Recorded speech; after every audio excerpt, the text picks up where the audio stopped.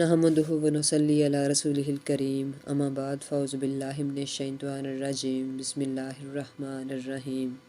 آج میں اپنا موضوع شروع کرنے سے پہلے کچھ چند باتیں آپ سے کرنا ضروری سمجھتی ہوں۔ وہ یہ ہیں کہ ہماری زندگی آہستہ آہستہ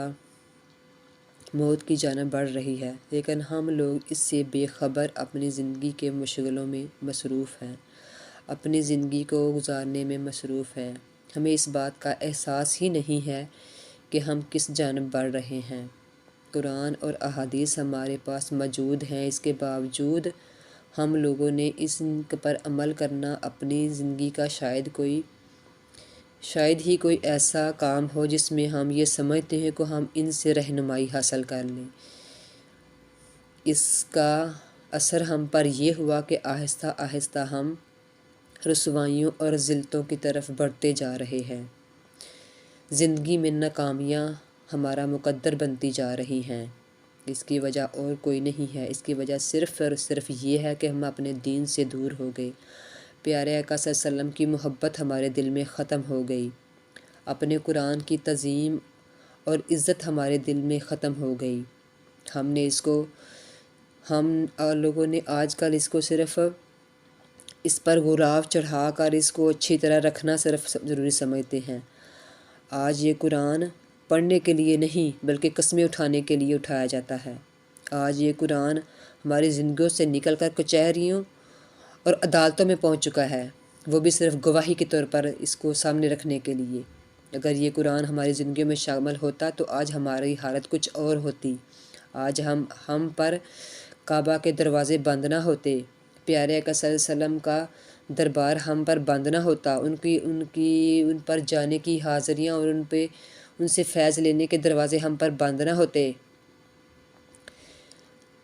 سعودیہ کی حکومت میں اتنی طاقت نہیں کہ وہ مسلمانوں اور دوسرے جتنے بھی عاشقان رسول ہیں ان پر کعبہ کے دروازے بند کر سکیں۔ یہ دروازے بند ہوئے ہیں ہم سے تو اوپر سے بند ہوئے ہیں۔ دنیا کی کسی چیز میں، کسی انسان میں اتنی طاقت نہیں ہے کہ وہ اللہ کے دروازے ہم پر بند کر سکے۔ یہ اللہ تعالیٰ کی طرف سے ہم پر بند ہوئے ہیں، ہمارے اپنے اعمال کی وجہ سے، ہماری اپنی کوتاہیوں کی وجہ سے، ہمارے اپنے گناہوں کی وجہ سے، اس وجہ سے کہ ہم لوگوں نے قرآن اور پیارے آقا صلی اللہ علیہ وسلم کی احادیث کو چھوڑ دیا، ہم نے اپنی مرضی سے زندگیاں گزارنے شروع کر دی۔ اس لیے آپ لوگوں سے درخواست ہے، بلکہ ایک منت سمجھ لیجئے میری، کہ اپنی زندگی سے، کیونکہ ہم بہت تیزی کے ساتھ اپنی موت کی جانب بڑھ رہے ہیں۔ ایک دن ہم نے جانا ہے اور وہاں جا کے جواب دینا ہے کہ کوئی انسان دنیا میں آیا ہے تو کسی مقصد کے لیے آیا ہے۔ تو اگر ہم سے پوچھا گیا کہ تم لوگوں نے دنیا میں کیا کیا، زندگی کیسے گزاری، پیارے آقا صلی اللہ علیہ وسلم کی احادیث کیسے پڑھی، ان پر کیا پڑھی بھی کہ نہیں پڑھی، معلوم بھی کی کہ نہیں معلوم کی، ان پر عمل کرنا تو دور کی بات، آج تو ہم لوگوں کو پتہ ہی نہیں کہ پیارے آقا صلی اللہ علیہ وسلم نے ہم سے کیا فرمایا، کیا ہمیں بتایا ہے، کیا ہم نے زندگی کو کیسے گزارنا ہے۔ اس لیے آپ لوگوں سے میری درخواست ہے، بلکہ منت ہے، کہ پلیز اپنی زندگیوں میں سے کچھ چند منٹ، یہ ویڈیو میرے خیال سے 15-20 منٹ یا آدھے گھنٹے کی ہوگی،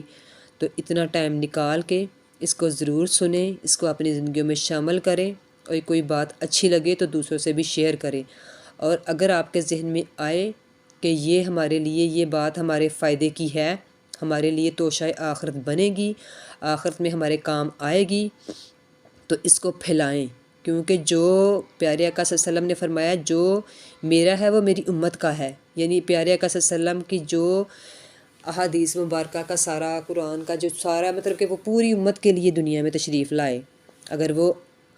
آئے ہیں پوری دنیا کے لیے تو وہ جو ان کا ہے وہ پوری امت کا ہے۔ اس لیے کوئی بات اچھی لگے تو اس کو دوسروں کو ضرور بتایا کرے، شاید کل ہمارے لیے یہی توشہ آخرت بن جائے، شاید ہمارے لیے کل یہی بخشش کا سامان بن جائے۔ آپ لوگوں سے درخواست ہے کہ اس کو ضرور آگے اپنے دوستوں، ماؤں، بہنوں، بیٹیوں سب کو آگے بتائیں، شیئر کریں، تاکہ زیادہ سے زیادہ لوگ نیکی میں شامل ہوں، اور یہ ہمارے لیے اگر کوئی ایک بندہ بھی، کوئی ایک، کوئی دو، کوئی چند انسان، کوئی چند بہنیں، کوئی چند بیٹیاں اس پر سن کر عمل کریں گی، اور انشاءاللہ میری اللہ تعالیٰ سے دعا ہے کہ وہ ضرور سنیں گی اور اس پر عمل کرنے کی کوشش کریں گی، تو وہ ضرور زندگی میں کامیاب ہوگی۔ اب ہم آتے ہیں اپنے اصل موضوع کی طرف۔ کل میں نے آپ لوگوں کو اللہ تعالیٰ کے متعلق کچھ بتایا، آج اس کا دوسرا ہے ٹاپک جو کہ ہے نبوت اور رسالت۔ یہ ایسے موضوع ہیں کہ ان کے اوپر اگر انسان پورے 4-5 گھنٹے کی ویڈیو بنائے تو وہ بھی کم ہے، لیکن آج ہماری شامت حال یہ ہو گئی ہے کہ ہم لوگوں کے پاس اتنا وقت ہی نہیں ہے کچھ سننے کے لیے، کچھ پڑھنے کے لیے تو ہمارے پاس وقت ہے ہی نہیں۔ لیکن میں اس لیے میں کہ یہ موبائل کے پاس ہمارے لیے موبائل ایک ایسی چیز ہے، ایک ایسا سامان ہے، ایک ایسی یہ چیز ہے کہ ہم سب کے پاس اس کے لیے وقت ہے، اس لیے اس پر گفتگو کریں، اس پر بنائیں تو یہ بہت لمبی ویڈیو بن سکتی ہے، لیکن ہمارے پاس وقت کی کمی ہونے کی وجہ سے اس لیے میں تھوڑا تھوڑا کر کے آپ کو بتانے کی کوشش کروں گی، اور آپ لوگ بھی کوشش کیجیے گا اس پر عمل کرنے کی۔ آج جو ہمارا موضوع ہے وہ ہے رسالت اور نبوت پر ایمان لانا۔ اللہ تعالیٰ نے اپنے خاص فضل و کرم سے لوگوں کی ہدایت کے لیے انبیاء کرام کو اس دنیا میں بھیجا، مبعوث فرمایا۔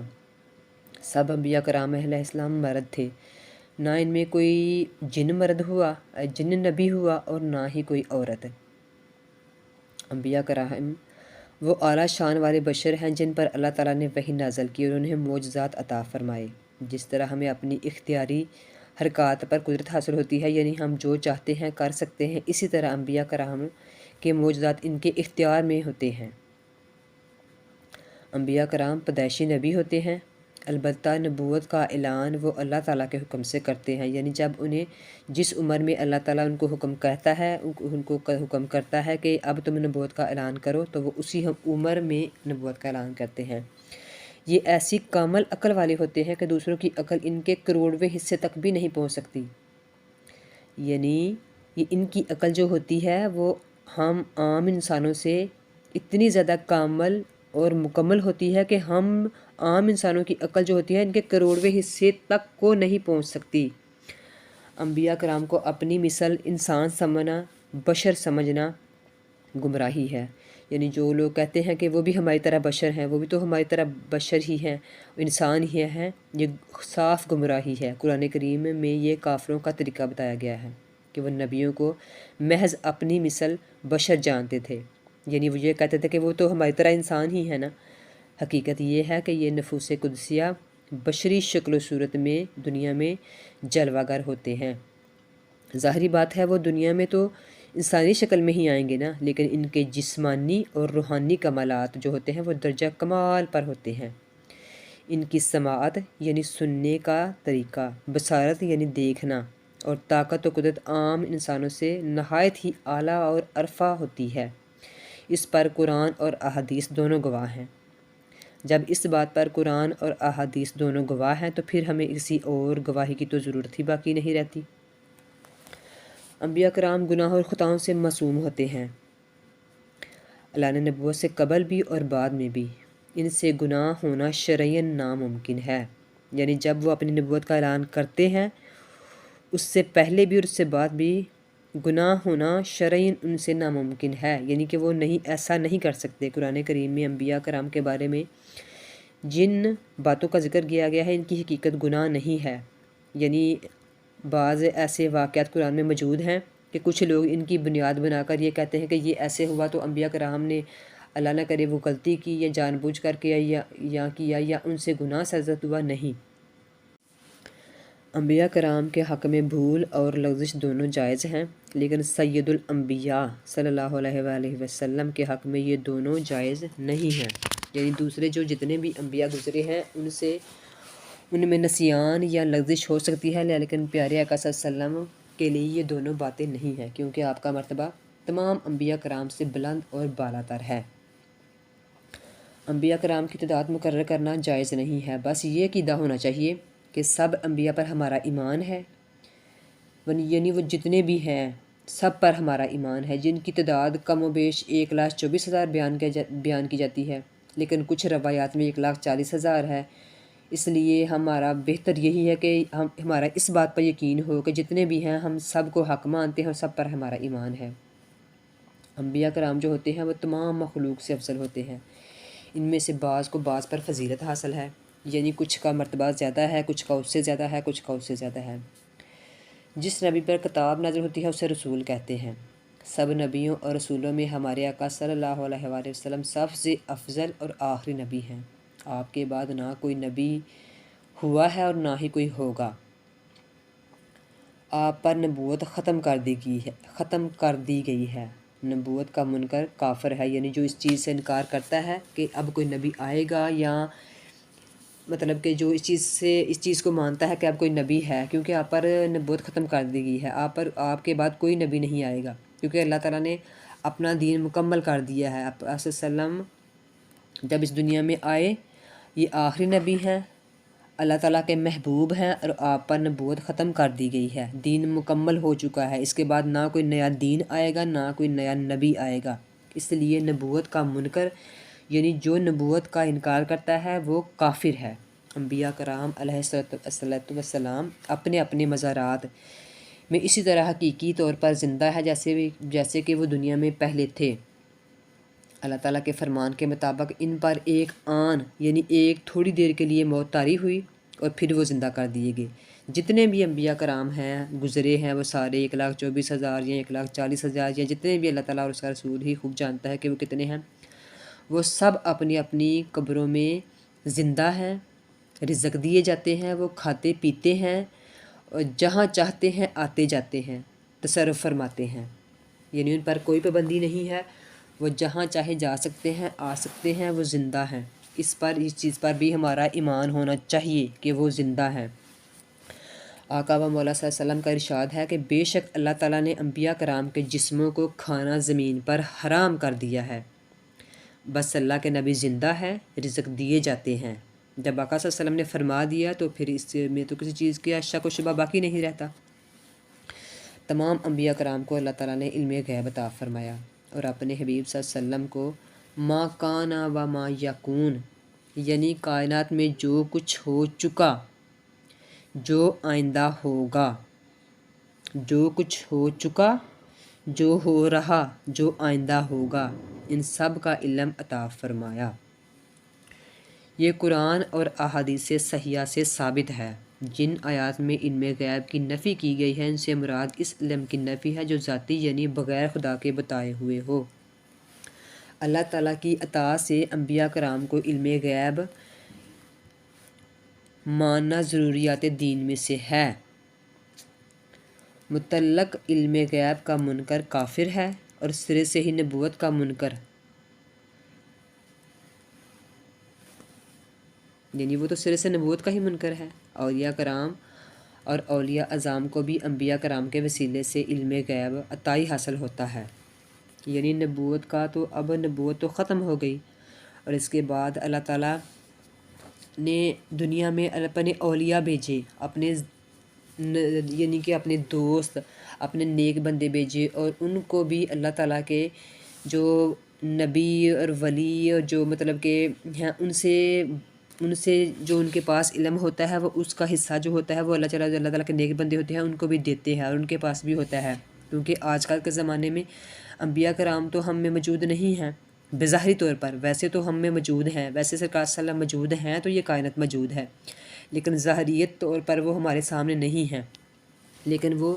پھر اس وجہ سے اللہ تعالیٰ نے اپنے نیک اولیاء کرام دنیا میں بھیجے، اور وہ ان سے فیض لیتے ہیں، کیونکہ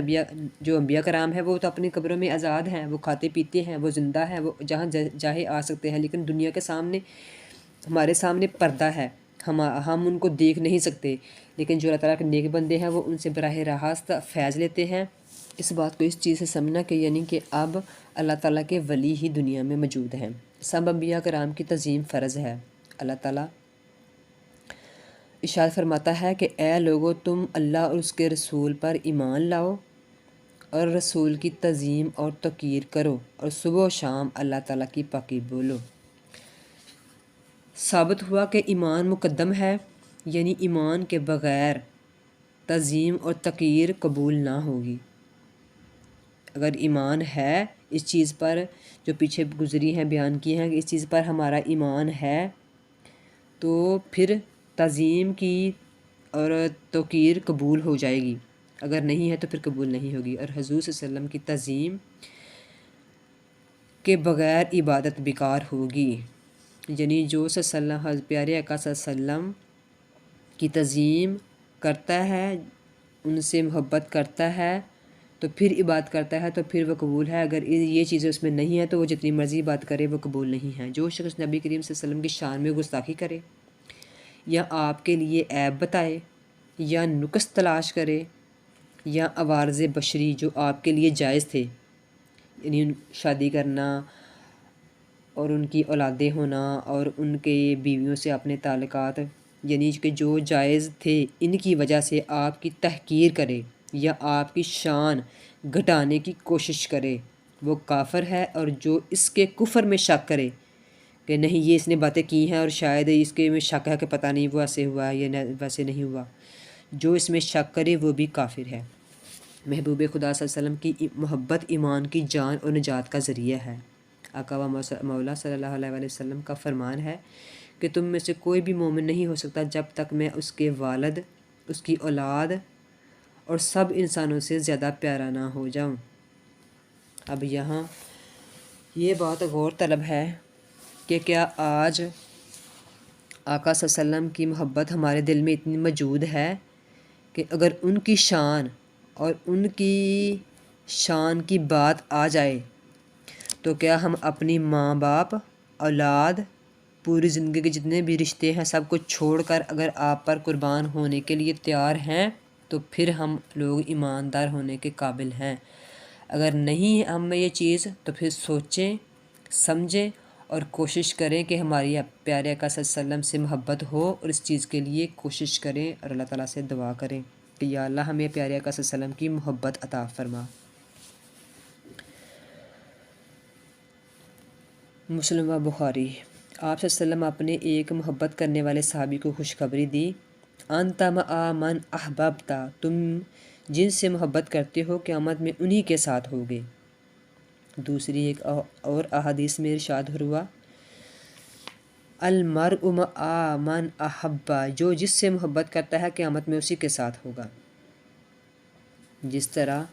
روح اپنے بدن کے ہر جز میں موجود ہوتی ہے، اسی طرح روح مصطفیٰ صلی اللہ علیہ وآلہ وسلم کی حقیقت کائنات ایک گہرے ذرے میں جاری و ساری ہے، جس کی بنا پر جان کائنات صلی اللہ علیہ وسلم تمام کائنات کو اپنی ہتھیلی مبارک کی طرح ملاحظہ فرماتے ہیں۔ دور نزدیک کی آوازیں یکساں سنتے ہیں وہ، اپنی امت کے اعمال یعنی جو ہم اپنی زندگی میں کام کر رہے ہیں، احوال یعنی جو ہمارے ساتھ حالات پیش آ رہے ہیں، ہم جس حال میں ہیں، ہمارا کیا حال ہے، ہم غم میں ہیں، خوشی میں ہیں، اور ان کی دلی کیفیات یعنی جو ہمارے دل میں،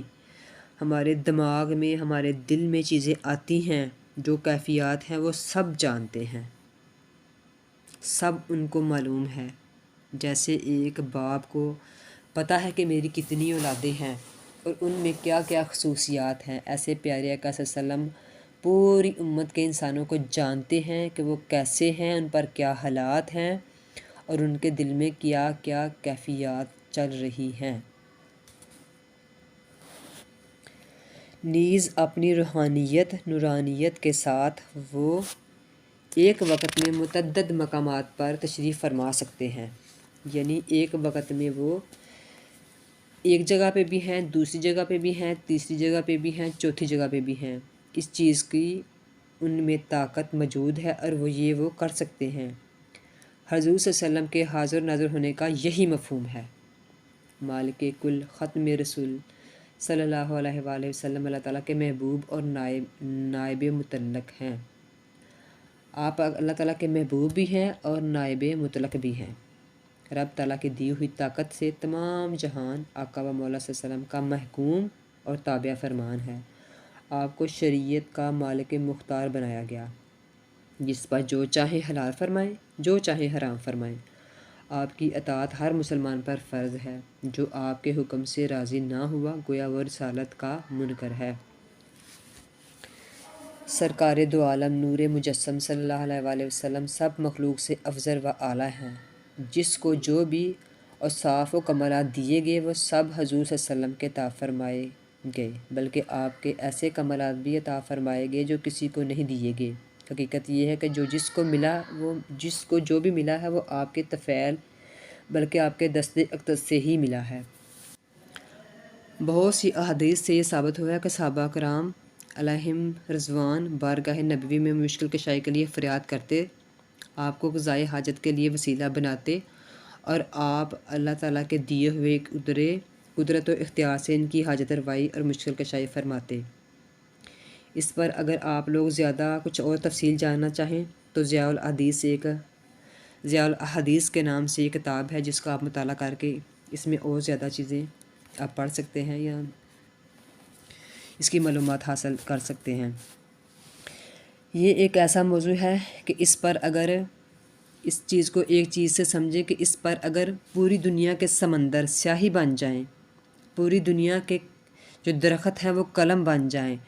اور دنیا میں جتنی بھی مخلوقات ہیں وہ سب اگر مل کر بھی چاہیں کہ پیارے آقا صلی اللہ علیہ وسلم کی شان میں کچھ کہہ سکیں، کچھ لکھ سکیں، تو ان کی پوری زندگیاں گزر جائیں گی، لیکن وہ آپ صلی اللہ علیہ وسلم کی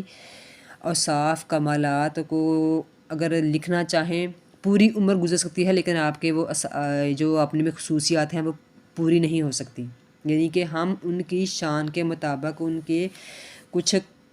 اپنی حیثیت کے مطابق کوشش کرتے ہیں، جتنا ہمیں اللہ تعالیٰ نے علم دیا ہے اس کے مطابق کوشش کرتے ہیں کہ ہم کریں، لیکن ان کی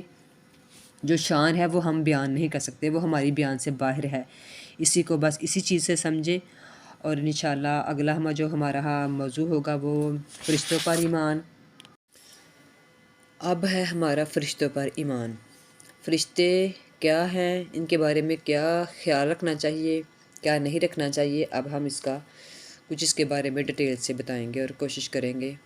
کہ اس کے بارے میں معلومات حاصل کرنے کی۔ فرشتے جو ہوتے ہیں، فرشتے نور سے پیدا کیے گئے ہیں، نہ وہ مرد ہیں اور نہ عورت ہیں، وہ مومن، متقیہ اور عبادت گزار ہیں۔ فرشتے کھانے پینے سے پاک ہیں اور ہر قسم کی خطا اور گناہ سے معصوم ہیں۔ انہیں اللہ تعالیٰ نے یہ طاقت دی ہے کہ وہ جو شکل چاہیں اختیار کر سکتے ہیں۔ انہیں اللہ تعالیٰ نے بے پناہ قوت عطا فرمائی ہے اور بہت سے کام ان کے سپرد کیے ہیں۔ کسی کا ذمہ جان نکالنا ہے، کسی کا ذمہ بارش برسانا ہے، کسی کا ذمہ رزق دینا ہے، کسی کا ذمہ انسانی جسم میں تصرف کرنا ہے، کسی کے ذمہ نامہ اعمال لکھنا ہے، کسی کے ذمہ بارگاہ رسالت میں حاضری دینا ہے، اور کسی کا ذمہ مجالس ذکر یعنی محفل وغیرہ جو ہوتی ہیں ذکر کی، ان میں شرکت وغیرہ۔ بے شمار کام ملائکہ انجام دیتے ہیں۔ 4 فرشتے سب فرشتوں میں سے افضل ہیں: حضرت جبرائیل علیہ السلام، حضرت میکائیل علیہ السلام، حضرت اسرافیل علیہ السلام اور حضرت عزرائیل علیہ السلام۔ کسی فرشتے کے ساتھ ادنیٰ سی گستاخی کفر ہے۔ جاہل لوگ اپنے کسی دشمن یا سختی کرنے والے کو دیکھ کر کہتے ہیں کہ ملک الموت آ گیا یا اسرائیل آ گیا، یہ کہنا کفر کے قریب ہے۔ فرشتوں کے وجود کا انکار کرنا یا یہ کہنا کہ فرشتہ نیکی کی قوت کو کہتے ہیں، یہ نظریات بھی غلط ہیں، اور یہ بعض دفعہ نظریات کفر کے قریب ہیں۔ یعنی یہ کہنا کہ یہ جو فرشتے ہیں وہ نیکی کی قوت کو کہتے ہیں، نہیں، فرشتے ہیں، موجود ہیں، ان کا وجود اصل میں ہے۔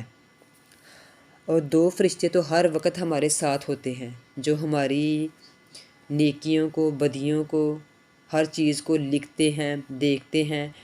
ہر چیز کو دیکھتے ہیں اور وہ جو لکھتے ہیں۔ اس کے بعد آتا ہے آسمانی، جو آسمان سے کتب اتاری گئیں، یعنی جو آسمان سے اللہ تعالیٰ نے ہدایت کے لیے کتب کو اتارا، ان کے متعلق ہے،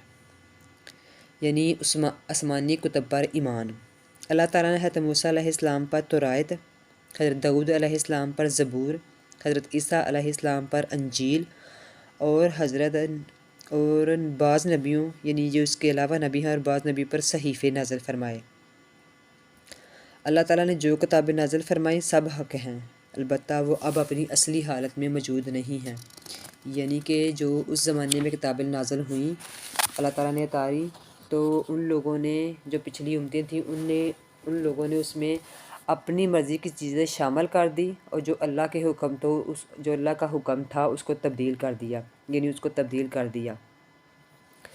پھر اس کے بعد اللہ تعالیٰ نے بے مثل رسول صلی اللہ علیہ وآلہ وسلم پر بے مثل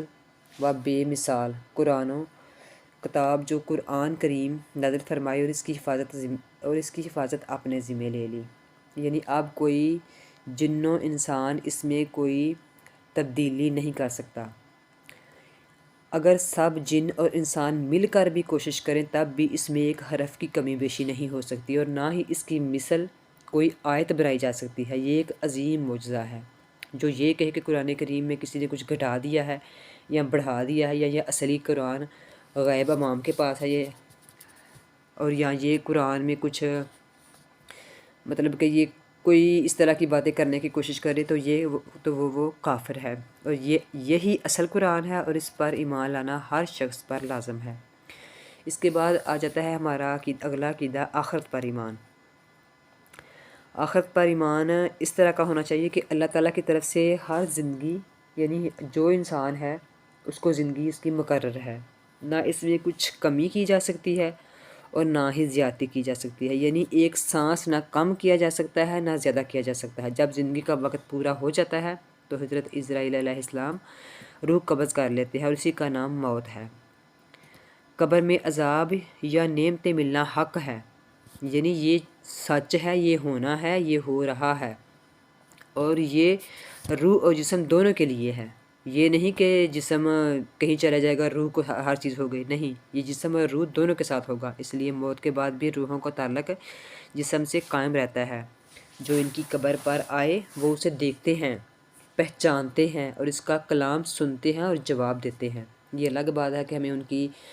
جواب دینے کی ہمیں پتہ نہیں چلتا، ہمیں سمجھ نہیں آتی، لیکن یہ سب چیزیں ہوتی ہیں، حق ہیں۔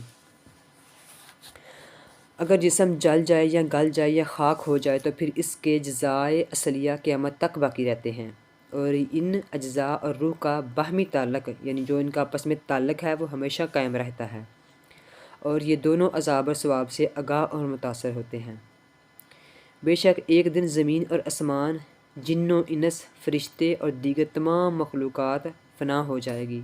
اسی کا نام قیامت ہے، اور اس کا واقعہ ہونا حق ہے، اور اس کا منکر یعنی انکار کرنے والا کافر ہے۔ دنیا میں جو روح جس بھی جسم کے ساتھ تھی اس کا حشر اسی جسم میں ہوگا۔ اللہ تعالیٰ اس کے تمام اجزاء کو جمع فرما کر قیامت میں پھر زندہ کرے گا، اور سب کے اعمال کا حساب ہوگا۔ مسلمان ہمیشہ جنت میں رہیں گے اور کافر ہمیشہ دوزخ میں رہیں گے۔ اب یہ تو ہو گیا کہ ہمارا کن کن چیزوں پر کون کون سا ہمارا عقیدہ ہونا چاہیے، کس چیز کے بارے میں کیا ہمارا ذہن ہونا چاہیے۔ اس کے آگے ہم انشاءاللہ اور موضوع پر آئیں گے اور کچھ چیزوں کو بیان کرنے کی کوشش کریں گے، اور جو بنیادی چیزیں ہیں، جو بنیادی اصول ہیں، جو اسلام کے عقائد ہیں، عقائد تو بیان کر دی، اس کے علاوہ